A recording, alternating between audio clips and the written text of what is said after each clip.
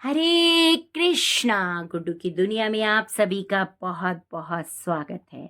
तो हरी हरी बोल सीरीज में आज हम आपके लिए लेकर आए हैं 14वां अध्याय। श्री हरि की कृपा से श्रद्धा और प्रेम बढ़े, ऐसी प्रार्थना के साथ हम कथा प्रारंभ करते हैं। तब उसको इस प्रकार धर्म पूर्वक राज्य करते हुए देवता शुद्ध हो गए। उन्होंने देवादिदेव शंकर जी का मन में स्मरण करना आरंभ कर दिया। तब भक्तों की कामना पूर्ण करने वाले शंकर भगवान ने नारद जी को बुलाकर देव कार्य की इच्छा से उनको वहां भेजा। शंभु भक्त नारद शिव की आज्ञा से देवपुरी में गए। इंद्रादिक सभी देवता व्याकुल हो शीघ्र से उठ नारद जी को उत्कंठा भरी दृष्टि से देखने लगे।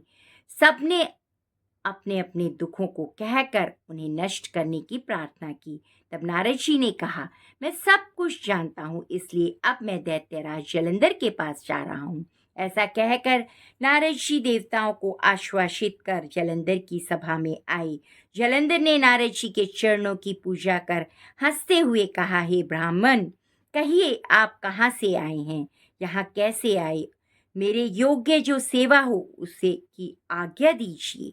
नारद जी प्रसन्न होकर बोले, हे बुद्धिमान जलंधर, तुम धन्य हो। मैं स्वेच्छा से कैलाश पर्वत पर गया था, जहाँ 10,000 योजनों में कल्प वृक्ष का वन है। वहां मैंने सैकड़ों कामधेनुओं को विचरते हुए देखा। यह भी देखा कि वह चिंतामणि से प्रकाशित परम दिव्य अद्भुत और सब कुछ स्वर्ण में है। मैंने वहां पार्वती जी के साथ सिद्ध शंकर जी को भी देखा, जो स्वर्ग सुंदर गौरव वर्ण त्रिनेत्र और मस्तक पर चंद्रमा धारण किए हुए हैं। उन्हें देखकर मुझे बड़ा आश्चर्य हुआ। इनके सम्मान समृद्धशाली त्रिलोकी में कोई नहीं है। हे दैत्येंद्र, उसी समय मुझे तुम्हारी समृद्धि का स्मरण हो आया और उससे देखने की इच्छा से ही मैं तुम्हारे पास चला आया। यह सुन जलंधर को बड़ा हर्ष हुआ। उसने नारद जी को अपनी सब समृद्धि दिखा डाली। उसे देख नारद जी ने जलंधर की बड़ी प्रशंसा की और कहा कि निश्चय ही तुम त्रिलोकपति होने के योग्य हो थे।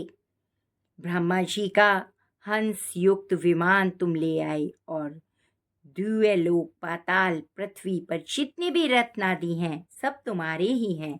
ऐरावत उच्चे श्रवा घोड़ा कल्प वृक्ष और कुबेर की निधि भी तुम्हारे पास है। मणियों और रत्नों के ढेर भी तुम्हारे पास लगे हुए हैं।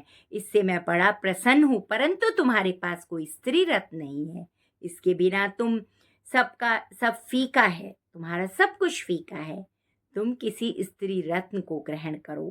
नारद जी के ऐसे वचन सुनकर दैत्यराज काम से व्याकुल हो गया।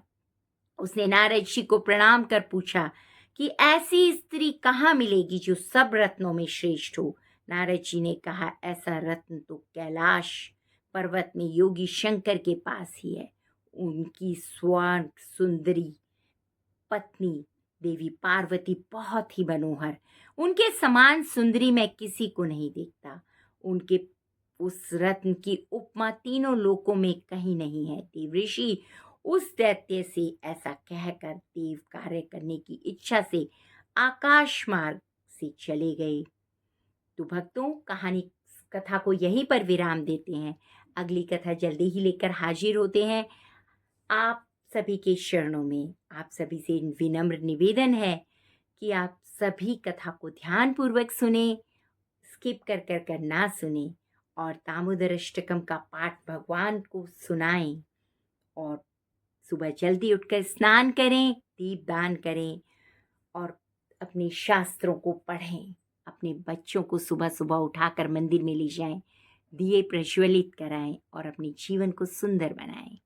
इसी के साथ हम कथा को यहीं पर समाप्त करते हैं और दूसरी कथा लेकर आपके समक्ष आते हैं। धन्यवाद। अगर आपको कथा अच्छी लगी हो तो प्लीज़ इसे लाइक, सब्सक्राइब और शेयर करके पुण्य कमाएं।